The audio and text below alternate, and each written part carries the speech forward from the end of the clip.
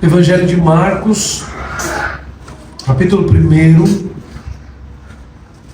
do versículo 1 ao versículo 15.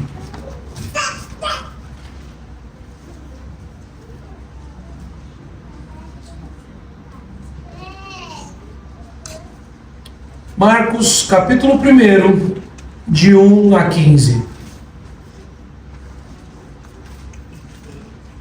Diz assim a palavra do nosso Deus: princípio do Evangelho de Jesus Cristo, Filho de Deus. Conforme está escrito na profecia de Isaías: eis aí envio diante da tua face o meu mensageiro, o qual preparará o teu caminho. Voz do que clama no deserto: preparai o caminho do Senhor, endireitai as suas veredas. Apareceu João Batista no deserto, pregando o batismo de arrependimento para a remissão de pecados. Saíam a ter com ele toda a província da Judeia e todos os habitantes de Jerusalém, e confessando os seus pecados, eram batizados por ele no Rio Jordão. As vestes de João eram feitas de pelos de camelo. Ele trazia um cinto de couro e se alimentava de gafanhotos e mel silvestre. E pregava dizendo: após mim vem aquele que é mais poderoso do que eu, do qual não sou digno de, curvando-me, desatar-lhe as correias das sandálias. Eu vos tenho batizado com água, ele, porém, vos batizará com o Espírito Santo. Naqueles dias veio Jesus de Nazaré, da Galileia, e por João foi batizado no Rio Jordão. Logo ao sair da água, viu os céus rasgarem-se, e o Espírito descendo como pomba sobre ele. Então foi ouvida uma voz dos céus: tu és o meu Filho amado, em ti me comprazo. E logo o Espírito o impeliu para o deserto, onde permaneceu 40 dias, sendo tentado por Satanás. Estava com as feras, mas os anjos o serviam. Depois de João ter sido preso, foi Jesus para a Galileia, pregando o Evangelho de Deus, dizendo: o tempo está cumprido, e o reino de Deus está próximo. Arrependei-vos e crede no Evangelho. Vamos orar mais uma vez. Ser, pois, generoso conosco e nos dá o ouvir da tua voz, Senhor Jesus. Fala ao nosso coração. Nós te imploramos em teu nome santíssimo. Amém. Irmãos e irmãs, às vezes eu me sinto como que meio que dividido por duas correntes que aparentemente se opõem, mas elas podem estar mais unidas do que parece. Uma delas é aquela frase que é a exaltação da ignorância bíblica. Quando as pessoas enchem a boca para dizer: mais Jesus, menos religião. Ou quando você, em algum tipo de discussão teológica, as pessoas dizem assim: olha, eu não gosto muito de teologia, eu me preocupo com a salvação das almas. Esses argumentos são usados por aquelas pessoas que desprezam o estudo diligente das Escrituras e que desprezam o estudo teológico saudável para o crescimento e edificação da igreja. Por outro lado, há uma outra corrente que se dedica tanto ao estudo de tantas minúcias e detalhes e vírgulas, que parece não se satisfazer em não se mostrar extremamente sábio, consciente e poderoso em palavras diante de Deus e dos homens. Alguns que se destacam pelos seus títulos, como um professor que certa vez escreveu no quadro "Eu me chamo", e escreveu no quadro para os seus alunos: Reverendo Doutor Fulano de Tal. Depois de escrever assim o seu nome, apresentou o seu currículo. E ao terminar, olhou para a classe, e eu infelizmente estava nessa classe, e ele disse assim: mas pode me chamar de fulano de tal. Tipo assim, esqueça os títulos, chame pelo meu nome, me chame pelo meu nome. Essas duas correntes, aparentemente, estão querendo buscar o que há de melhor. De um lado, de uma forma simplista, na verdade simplória, aqueles que negam os estudos para dizer algo muito urgente, muito necessário, salvar almas. E é isso que precisamos. Eu quero Jesus, não quero religião. Do outro lado, pessoas que talvez não conseguem dar um passo na rua para entregar um folheto evangelístico, sentem que fazer uns 5, 6 pós-doutorados em alguma área do conhecimento teológico. Marcos, aparentemente, está na primeira corrente. Mas eu quero lhes dizer que, cuidado, lê do engano. Diferentemente dos outros evangelhos, o evangelho de Marcos, eu gosto de dizer, ele começa com o pé baixo no acelerador. Em 15 versículos somente, ele dá toda a introdução do evangelho, o que outros evangelistas dedicam muito mais tempo. Eu sempre gosto de fazer um paralelo, por exemplo, com Marcos, que foi o primeiro evangelho registrado, e com Lucas, que depois de dizer que muitos outros já haviam feito o registro, Deus havia lhe conduzido o coração para fazer o mesmo. E Lucas, ao invés de ir direto ao ponto, ele, ao invés de falar entre aspas, né? Obviamente que ele estava falando de Jesus, obviamente que ele estava falando do Evangelho, mas ao invés de ir direto para Jesus, ele vai primeiro lá nos pais de João Batista, e vai contando toda uma história nos 2 primeiros capítulos, que a gente fica perguntando, e aí? Vai chegar? Marcos, ele gasta, na verdade, 13 versículos, para chegar no versículo 14 e 15 e falar: Jesus é o rei e ele veio. Diferentemente do que nós possamos imaginar, então, Marcos não está omitindo nada, nem sendo simplista ou simplório. Em apenas 15 versículos, nós temos afirmação teológica profunda.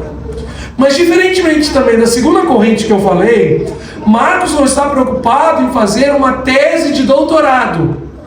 Marcos, na verdade, divinamente inspirado, porque esse texto é divino, é a palavra de Deus. Ele está falando tudo o que é necessário, profunda teologia, para pregar a Cristo e o arrependimento para a vida. E nessa noite, então, eu quero que nós nos atentemos a esse texto e entendamos quais são os fundamentos que Marcos estabelece para o Evangelho de Cristo.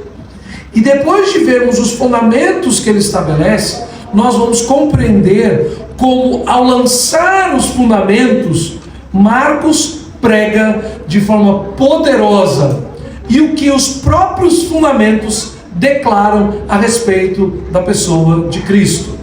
Hoje nós vamos falar sobre mais de Cristo e mais religião. Quanto mais religião, mais Cristo. Quanto mais conhecimento da palavra, mais Cristo. Quanto mais profundidade no Antigo e no Novo Testamento, mais Cristo é proclamado. O primeiro alicerce, então, nós vemos a partir do versículo de número 2. E nós podemos perceber que nesse bloco, do versículo 2 até o versículo de número 8, Marcos vai citar intencionalmente 3 profetas. O primeiro deles é Isaías. E ele então vai não só citar Isaías, mas como vai fazer uma citação direta, como está escrito na profecia de Isaías, e dar a profecia que é parte daquilo que está escrito em Isaías, capítulo 41. Ele está citando aqui diretamente, Isaías capítulo 40. Isaías 40, ele está fazendo uma citação direta e transcrevendo o texto de Isaías para o seu próprio texto.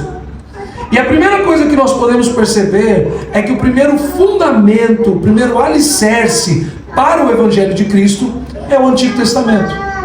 Ele vai citar primeiro Isaías, e a citação nós vamos reforçar.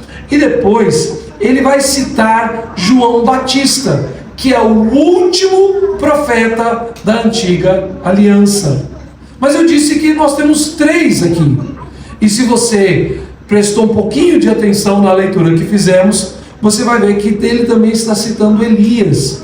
Porque ele fala o seguinte no versículo 6: as vestes de João eram feitas de pelos de camelo.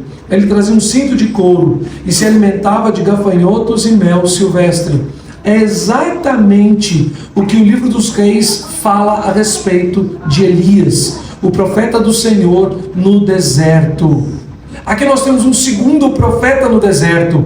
E prestem bem atenção, se Marcos não tem tempo a perder, se Marcos está com o pé no acelerador, Marcos obviamente não está preocupado com o estilo, a moda do momento, em dar uma citação histórica sobre a roupa. Ele está mostrando que de fato, não somente João Batista, ele tinha a tarefa de cumprimento da profecia veterotestamentária, como afirmado em Isaías 40, ele é a voz do que clama do deserto, ele é aquele que é chamado a preparar o caminho do Senhor, mas ao mesmo tempo ele é aquele que cumpre profeticamente o ministério de Elias. Ele cumpre as profecias de Isaías, mas ele cumpre o ministério de Elias, o ministério de batismo, de arrependimento, de purificação do povo de Deus.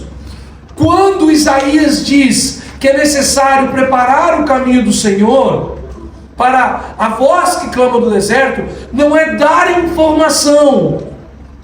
A necessidade apresentada por Isaías é o cumprimento do ministério de Elias, que é aquele ministério profético de exortação contra o pecado e de chamada das multidões para as regiões desérticas, aonde eles eram confrontados com o mal, contra o mal e batizados. Prestem bem atenção, muito cuidado com o que a gente ouve por aí de pessoas que se acham muito inteligentes. Essa semana eu estava conversando com uma pessoa que se acha muito inteligente. E essa pessoa disse para mim: então pastor, você é pastor, né? Bom, você sabia que vocês os cristãos têm igreja, né? E essa pessoa é cristã. Mas ele disse assim: por que você vai para a igreja e não faz o culto nos lares? Era assim que a igreja primitiva fazia. Esse negócio de igreja local, isso é invenção de Constantino.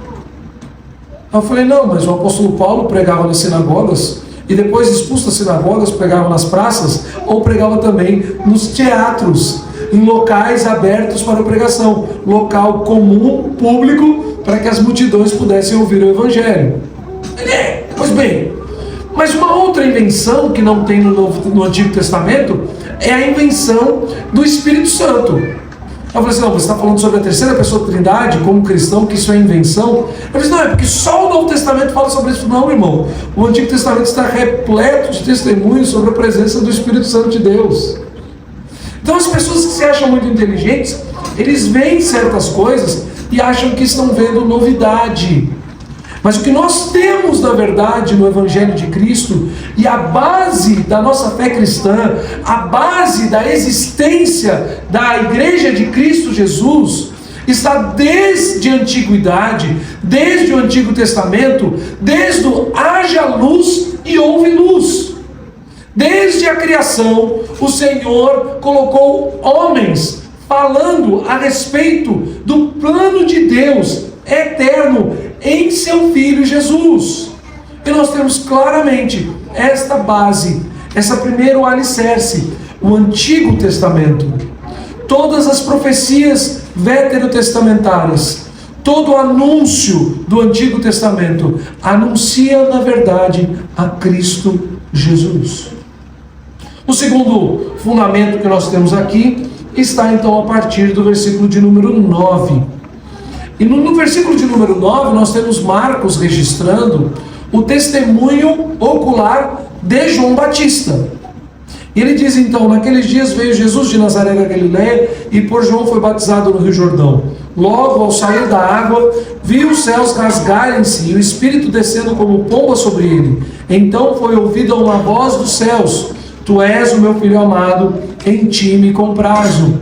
Só que o testemunho de João Batista é como um verdadeiro testemunho de um profeta. Ele não é próprio. João Batista testemunha a respeito daquilo que ele ouviu. E ele está mostrando que o próximo fundamento, Marcos está mostrando isso aqui, do testemunho de João Batista, é a própria voz de Deus. Do céu, o Pai testemunha a respeito do Filho. O Pai e o Filho são um só. E é muito importante alguns termos usados aqui, principalmente este: meu filho amado, em ti me comprazo. O Senhor está testemunhando diante de João Batista, na voz do Pai, afirmando que o prazer do Pai está no Filho. É nele que ele se sente satisfeito. A satisfação do Pai está no Filho. Nós temos então um quarto alicerce, que na verdade é como se fosse o 2b, que é esse testemunho de que o Espírito Santo levou o Senhor Jesus para o deserto, onde permaneceu 40 dias, sendo tentado por Satanás, estava com as feras, mas os anjos o serviam. E eu confesso aos irmãos, muitas vezes quando pregava esse texto, eu ou pulava estes versículos, ou lendo esses versículos, ia para os outros evangelhos, que dão um testemunho muito mais amplo a respeito da tentação de Jesus Cristo.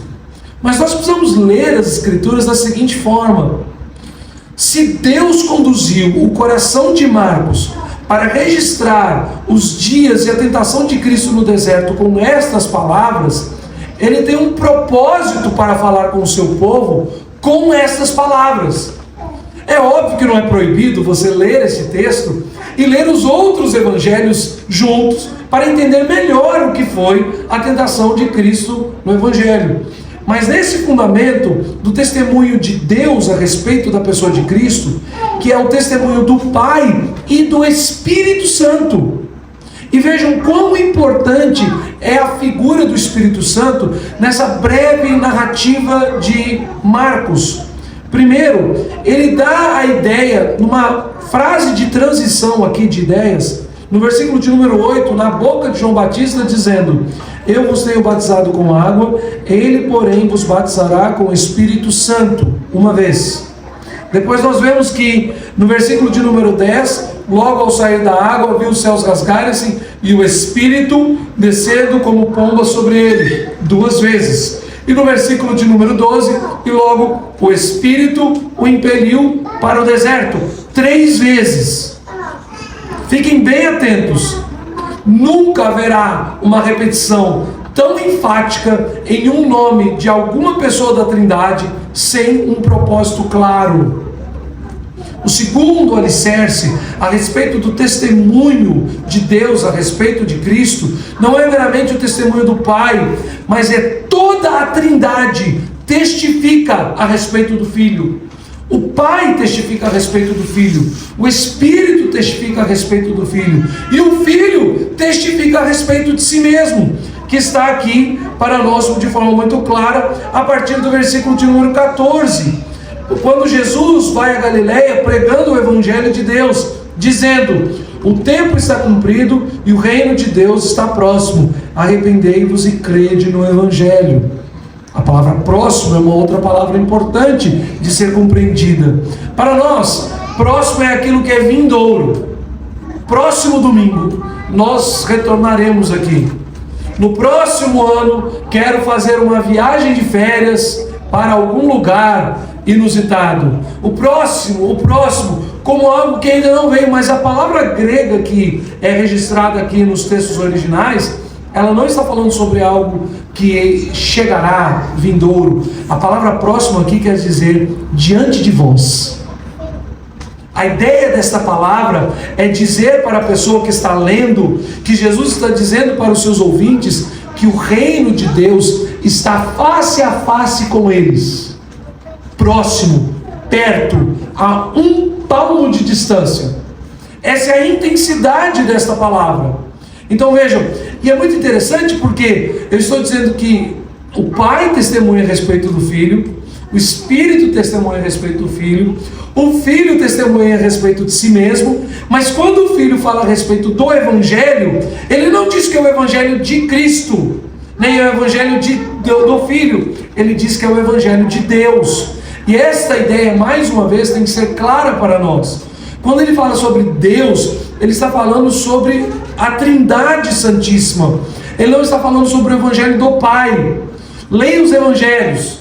Como eu disse hoje de manhã e tenho sempre dito, aprendi isso com um bom professor e nunca vou esquecer. Leia em câmera lenta, saboreie o texto, leia vagarosamente.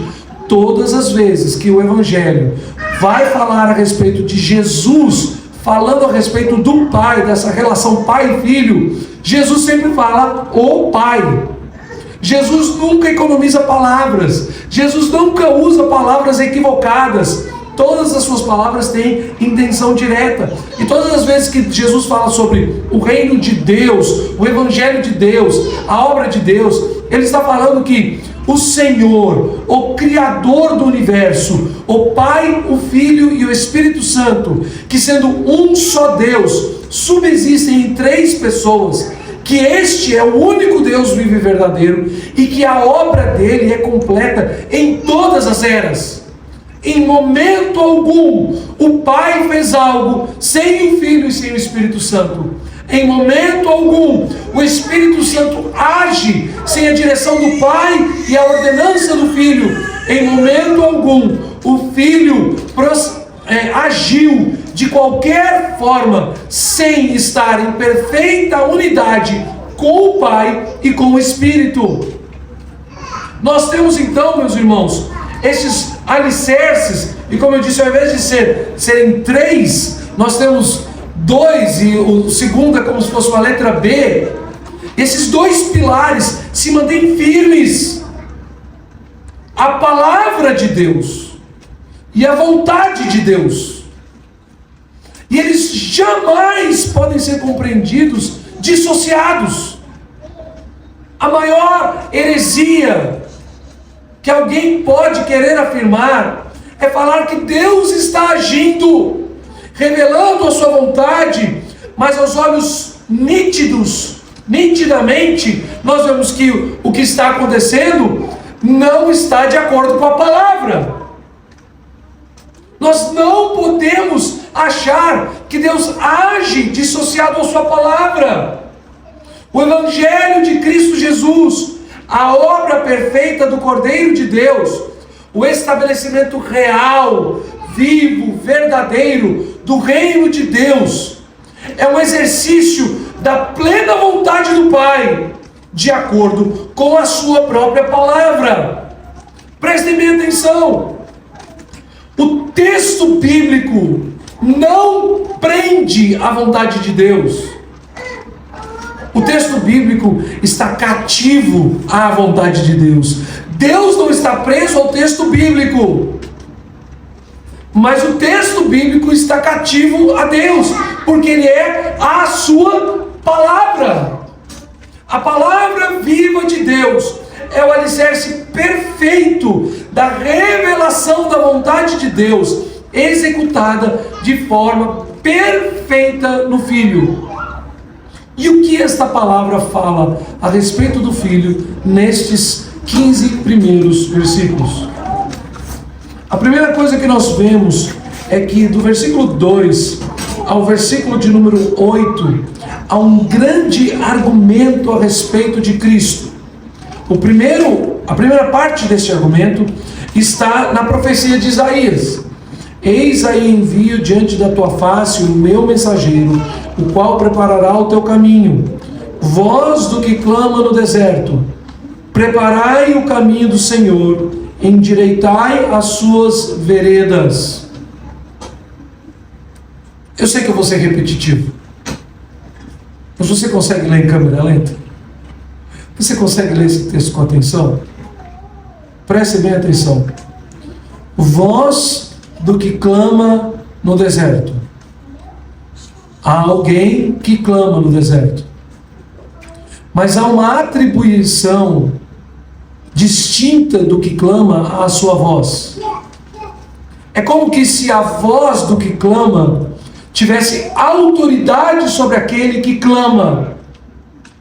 E é muito interessante porque se você ler aqui na versão em português, você tem então, voz do que clama no deserto, 2 pontos. Ou seja, há algo sendo dito por intermédio de um servo de Deus, de um profeta que profetiza no deserto. Deus está dizendo algo através do seu profeta. É a voz de Deus clamando na boca do profeta. Você sabe muito bem que a minha voz é morta sem a minha pessoa. Se eu disser que a minha boca fala sozinha, vocês com certeza podem me chamar um psiquiatra, né? E arrumar alguma camisa bem forte para me amarrar. Isso é impossível ao ser humano. Isso é loucura para os seres humanos. Mas quando Deus opera em seus servos, é exatamente isso que acontece. Os servos não têm voz própria. O verdadeiro profeta de Deus é a voz, ele é a boca para a voz de Deus. Quando um profeta fiel ao Senhor clama, ele não clama sozinho. Ele não fala do que acha, ele não fala do que ele acredita, do que ele ouviu dizer. Ele não fala sobre as suas próprias interpretações. Ele fala, na verdade, não é ele quem fala é Deus. E o que Deus fala a respeito do profeta do deserto? Endireitai os caminhos, preparai o caminho do Senhor, endireitai as suas veredas. O que o Antigo Testamento está dizendo é que o Senhor vem. O Senhor vem. E há um segundo argumento junto com esse, que é muito importante. E ele diz o seguinte: ele, porém, vos batizará com o Espírito Santo. Isso é muito importante. Unir esses 2 argumentos. Porque o que Marcos está dizendo dos lábios e do ministério de João Batista é que todo o Antigo Testamento é a voz de Deus. E todo o Antigo Testamento, a Trindade fala a respeito de Cristo. E nos diz a Trindade a respeito de Cristo, que é algo muito maior do que o batismo e os rituais judaicos será derramado sobre o povo de Deus. Prestem bem atenção. Grande parte de vocês estavam aqui nessa manhã. E nós falamos sobre isso no último domingo também pela manhã. É claro no texto de Ageu, quando Deus envia o seu Espírito sobre o povo. No capítulo 1, e quando nós virmos no próximo domingo, no capítulo 2, na segunda parte do capítulo 2, nós vamos ver essa expressão claramente. Deus derramou o seu Espírito. E evidentemente, o Deus eterno e triuno, ele não tem um Espírito no Antigo Testamento e outro Espírito no Novo Testamento. O Espírito Santo de Deus não apareceu como que do nada na obra de Cristo no dia de Pentecostes. A manifestação do Espírito Santo de Deus ali no dia da festa de Pentecostes, como registrado em Atos capítulo 2, nada mais é do que Deus repetindo um claro sinal da sua aliança. Um sinal claro da aliança de Deus é o derramar do Espírito Santo. E agora então, João Batista está afirmando aqui, Marcos está registrando isso, nos dizendo que aquele que vem preparar o caminho do Senhor precisa batizar homens e mulheres para o arrependimento com água, a fim de que eles estejam prontos a receber o Espírito Santo de Deus. Aqui é um símbolo da aliança. O Antigo Testamento proclama que toda aliança que Deus faz com o seu povo, ela está firmada no Filho. O Senhor Jesus Cristo é o autor e consumador da nossa fé. Essa é uma linguagem pactual. Nós estamos como povo de Deus em aliança com Deus por causa dos méritos de Cristo Jesus.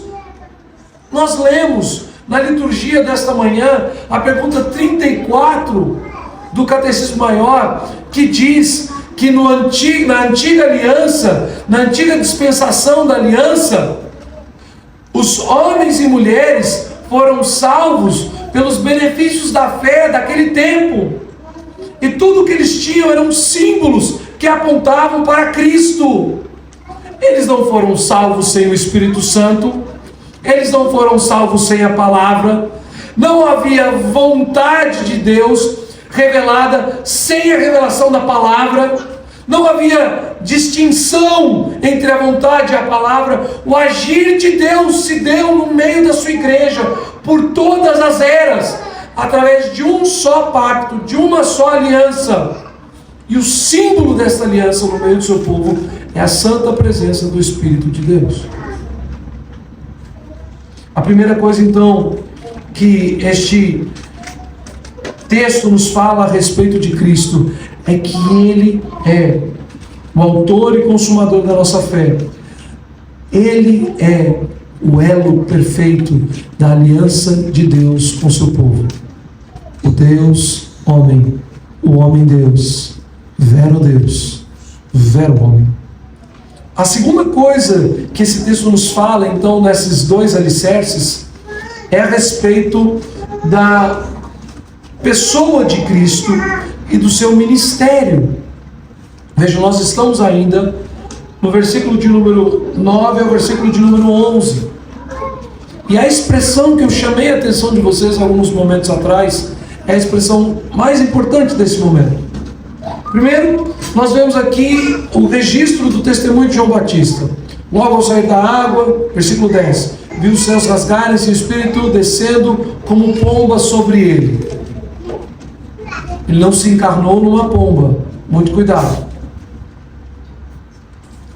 O registro do texto bíblico, inspirado pelo Espírito Santo, muitas vezes precisa ser, pelo próprio Deus, pela graça de Deus, adequado ao entendimento humano.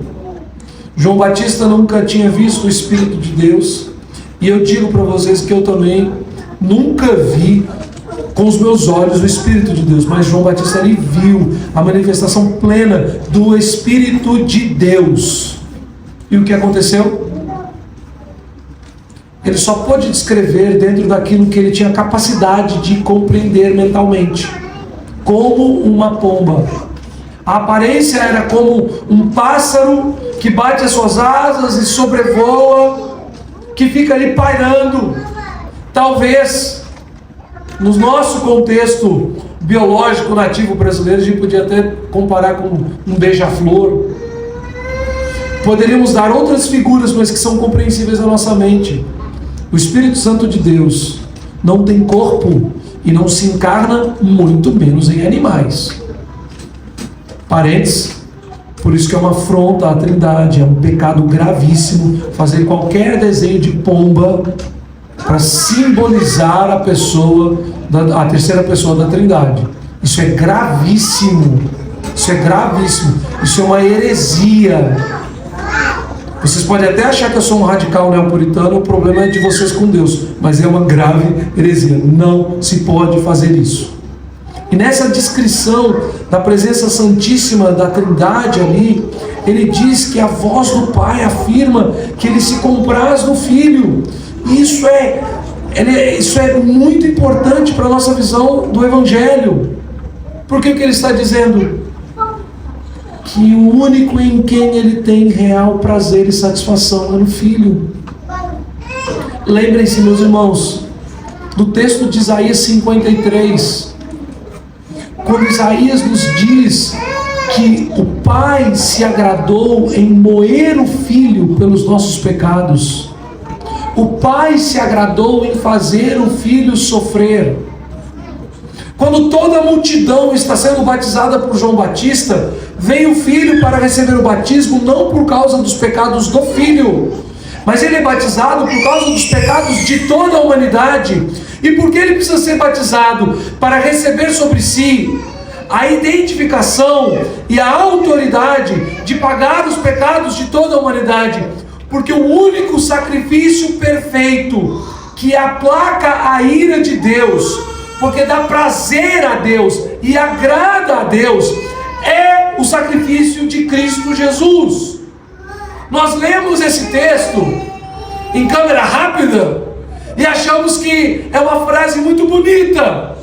O pai dizendo sobre o seu filho, quase que, e me desculpem a expressão, porque nós estamos falando sobre nosso Deus Santíssimo, mas é quase que falando sobre assim: olha aí, o meu guri, olha aí, filhão. Deus não está falando isso. O que o pai declara é o seguinte: não importa quais são as obras que foram executadas e todo o sacrifício feito desde os dias de Caim e Abel até hoje, o sacrifício no qual eu me agrado, a pessoa na qual eu me agrado, o homem reto e justo, que medita na lei do Senhor dia e noite, que na sua lei tem prazer, que é como uma árvore plantada junto à corrente de águas, e no devido tempo dá o seu fruto. O justo, que florescerá como a palmeira. Aquele que teme ao Senhor, Ele o instruirá no caminho que deve escolher. Ele não está falando sobre nós, Ele está falando sobre Cristo Jesus, o perfeito, o sacrifício agradável, naquele em quem o Pai se deleita. Muita atenção, meus irmãos e irmãs, isso é essencial a respeito do Evangelho, porque nós só podemos nos achegar aqui nessa noite para o culto público a Deus em o nome de Cristo Jesus, pelo sangue de Cristo Jesus. Os nossos dízimos e nossas ofertas são um tributo de louvor e de adoração, como que um sacrifício. O apóstolo Paulo, na carta aos Romanos, no capítulo 12, nos chama a apresentar ao Senhor um sacrifício santo e agradável a Deus, que é o nosso culto racional. Então o que nós fazemos aqui ao cultuar ao Senhor é um sacrifício. Não temos mais o sacrifício por sangue.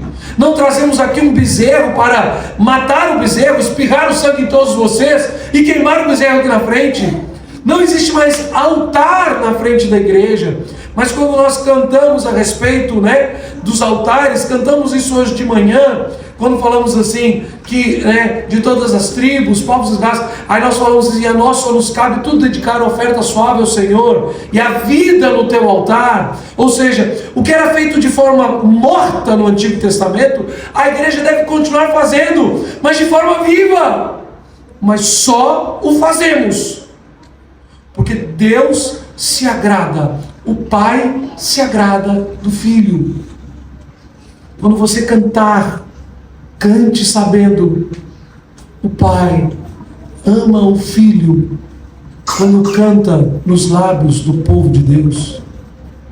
Quando você confessar os seus pecados, saiba: o Pai ama o sangue derramado do seu Filho em favor desses pecados pelos quais estou agora confessando. Quando você apresentar os seus dízimos, suas ofertas, Deus não está nem aí para o número deles, para os zeros, para os muitos ou poucos zeros. Você saiba: o Pai ama o que dou por causa do sacrifício perfeito do Filho. Este é o meu Filho amado, em quem eu me comprazo. E nos versículos 12 em diante, nós temos a ideia de reino. E esse texto, mais uma vez dizendo, se lermos ele com atenção em câmera lenta, deveria nos fazer temer, tremer. Esse texto deveria nos chocar, nos constranger. Porque o Jesus que diz que o reino chegou é aquele que reina sobre os anjos. Qual é a ênfase que Marcos quer dar no deserto, na tentação? Ele diz: e logo o Espírito o impeliu para o deserto, onde permaneceu 40 dias sendo tentado por Satanás. Estava com as feras mas os anjos o serviam.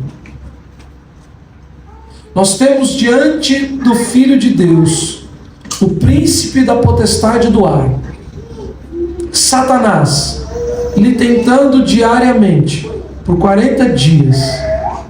Mas nós temos toda a legião de servos de Cristo Jesus, os anjos do céu. Quando Jesus então vai, após a morte de João Batista, após ter João Batista sido preso, e Jesus vai para Galiléia pregando o Evangelho de Deus, quando ele vai falar a respeito de reino, no versículo de número 15, Marcos já falou sobre reino no versículo de número 13, porque ele diz que aquele homem humilde, que foi tentado por Satanás no deserto, quem lhe serve são os anjos. E essa ideia, meus irmãos, ela é muito poderosa. Nós precisamos entender a Bíblia como um todo, meus irmãos.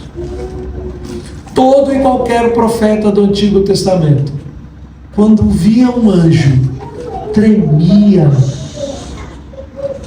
Os anjos não são essas figuras hollywoodianas, de bata branca, asas batendo, e aquele cabelinho loiro, né? O anjinho da Turma da Mônica, uma auréola na cabeça. Muitas vezes os anjos são descritos de uma forma aterrorizante.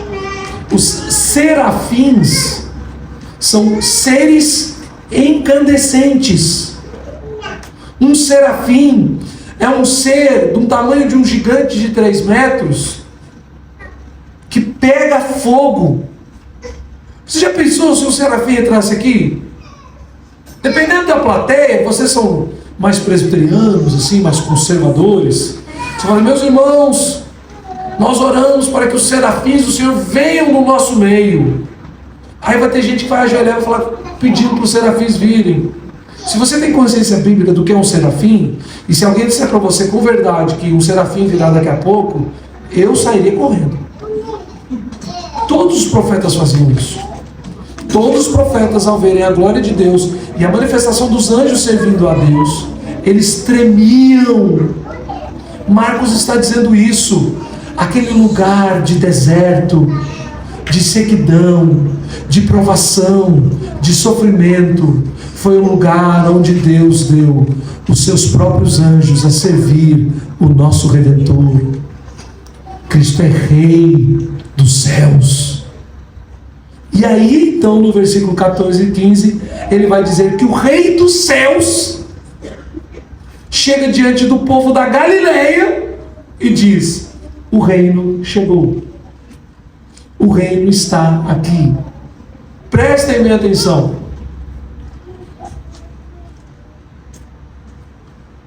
Muito difícil, pela instrumentalidade de um homem como eu dizer nessa noite para você, arrependa-se e crê. Mas tente fazer a imagem na sua cabeça. Tente ver o quadro daquilo que Marcos está pintando para nós nessa noite. Ele está mostrando que é um rei todo-poderoso, sustentado pelo poder do Pai e do Espírito, o Filho perfeito da Trindade, a segunda pessoa da Trindade, o Messias prometido e exaltado por todo o Antigo Testamento, aonde o maior e mais importante profeta do Antigo Testamento, que o próprio Jesus disse que era ele, João Batista, disse que ele não era digno de, curvando-se, desatar-lhe as correias das sandálias. Você tem essa cena sendo construída. Este homem sai das águas do batismo e a voz, o céu se rasga, o Espírito se manifesta quase que, não fisicamente, mas visivelmente, e a voz de Deus é ouvida. Este homem é levado pelo Espírito, impelido pelo Espírito, e ele vai enfrentar Satanás face a face. E o príncipe deste mundo caído, o príncipe da potestade do ar, se levanta contra ele em meio a muitas feras do deserto. Mas quem está com este homem são os anjos do céu, pois ele é rei sobre eles. E agora, como que cercado, revestido de poder e tomado por todos esses gigantes de fogo, ele caminha calmamente pela Galileia e diz: o reino chegou. E é aí então que Marcos introduz a frase: arrependam-se e creiam. Muito provavelmente um homem comum na rua não te levará a qualquer arrependimento. Muito provavelmente, se não for a misericórdia de Deus, os maiores pastores deste mundo não terão poder algum para fazer com que você creia. Mas quem está diante de nós é o Rei Todo-Poderoso, o perfeito sacrifício de Deus em nosso favor, o anunciado por todas as Escrituras, o maior, o mais poderoso, aquele que não é nada, aquele que diante dele, Satanás, o rei deste mundo, não é nada. Que os grandes homens que nós admiramos na sua história não são dignos de, curvando-se, de desatar as sandálias. Ele está cercado por um exército celestial. E prestem atenção, meus irmãos e irmãs, é muito importante, pois a hora é breve. Nós sequer sabemos quanto tempo mais nós temos até que Jesus volte. E nós não encontraremos mais como um transeunte na Galileia. Ele voltará em poder e glória. Os céus se rasgarão, os seus anjos descerão. E para que você não tema e seja por ele destruído, a palavra que você precisa ouvir nessa noite é somente essa: arrependa-se e creia. Pois a não ser que você tenha fé salvadora na noite deste dia e tenha um genuíno arrependimento para a vida, é impossível que eu ou você sejamos livres de toda a maldição e juízo do pecado. Nós lemos isso para escaparmos à ira e maldição de Deus, em que temos incorrido pelo pecado. Deus exige de nós fé em Jesus Cristo e arrependimento para a vida, com o uso diligente de todos os meios exteriores pelos quais Cristo nos comunica as bênçãos da redenção. Que meios são esses? Os meios de graça.